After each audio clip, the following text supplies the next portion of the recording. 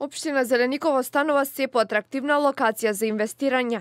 Тоа се должи на чистиот воздух, плодното земјиште и новата индустријска зона, која представува можност за вложување во индустријски капацитети, но и отворање на нови работни места.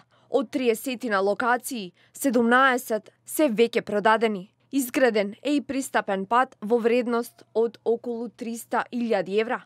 Дополнително е обезбедена и зона за домување, односно парцели кои што ќе се понудат на продажба како дел од проектот Купи куќа.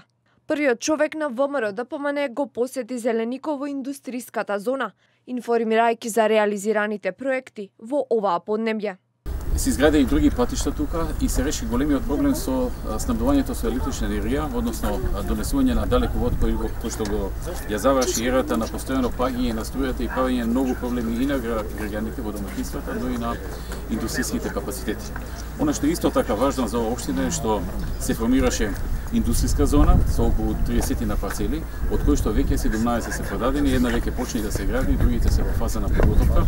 Има уште 6-7 кои што се очекува брзо да почнат да се градат, а вкупно 17 се веќе продадени.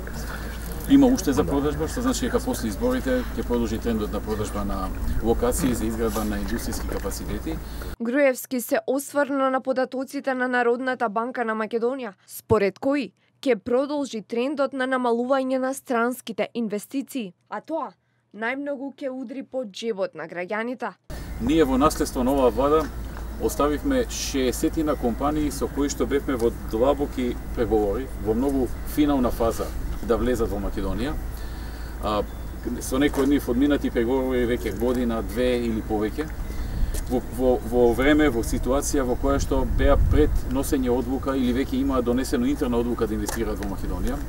Но со оваа лоша клима во овие 3,5 месеци, односно 3 месеци и неколку денови, се плашам дека најголем дел од овие компании ќе ги загубиме и нема да дојдат да отворат нови работни места, а доколку би се реализирале сите тие 60-на, би отвориле 25.000 нови работни места.